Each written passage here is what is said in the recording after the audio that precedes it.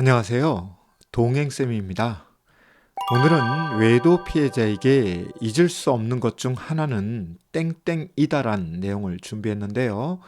먼저 구독과 좋아요 부탁드립니다. 고맙습니다. 외도 직면 후 외도 피해자에게 잊을 수 없는 것들이 여러 가지가 있죠. 그중 하나는 외도와 직면한 날입니다. 그리고 외도와 직면한 달입니다. 외도란 사건은 시간이 지난다고 해서 쉽게 망각되거나 잊혀지지 않습니다. 다만 기억이 희미해질 수는 있어도 결코 잊을 수 없는 기억이 되죠. 그런데 이런 것을 외도 행위자는 잘 모릅니다. 왜냐하면 외도 행위자는 외도에 대해 최대한 빨리 잊으려는 방어 기제를 사용하기에 외도 피해자의 고통을 이해하지 못하죠. 외도 피해자는 외도와 직면한 날을 생생히 기억합니다.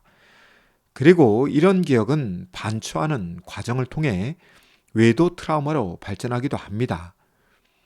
이에 꿈에서도 악몽으로 나타나죠.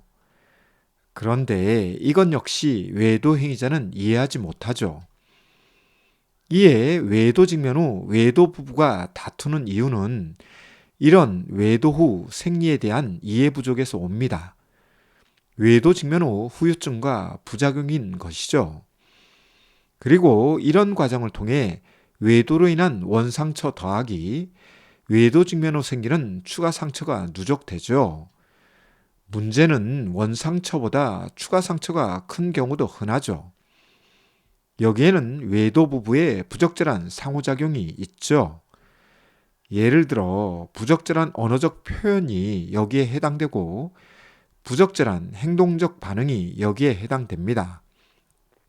특히 외도 직면 후 외도로 인한 상처 치료에 시간을 지연할 경우 추가 상처가 더 많아지죠. 이런 것을 적절히 표현한 우리나라 말로는 배보다 배꼽이 크다는 표현이 있습니다. 원상처보다 추가 상처가 더 커지다 보니 나중에는 추가 상처로 인한 피해가 더 커지죠. 따라서 제가 자주 언급하는 것처럼 외도 직면 후 상담 치료의 도움을 받으라는 것도 바로 이런 생리 때문에 강조하는 것인데요. 많은 외도 부부는 이런 조언과 코칭을 무시하죠. 이에 외도 부부가 해결해 보겠다고 도전하거나 원가적 개입 등을 통해 외도 문제 해결을 시도하지만 이런 과정에서 시간만 흘러보낼 뿐 삶의 변화가 없을 경우 추가 상처는 더 많아지죠.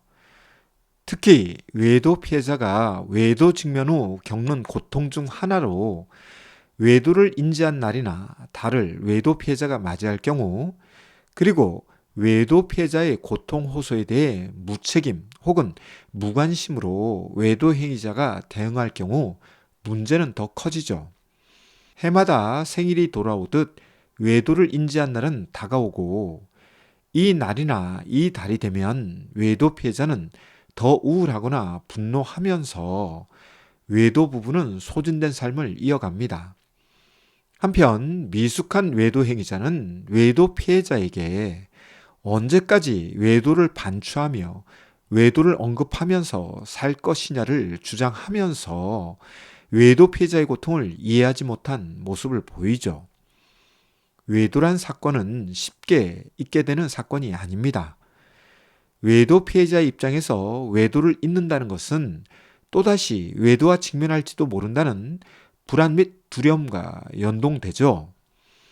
이런 것 때문에 외도 피해자는 수시로 외도를 언급하고 외도에 대해 질문하며 특히 외도를 인지한 날이나 달이 다가오면 더 예민해지고 우울해지며 불안해합니다.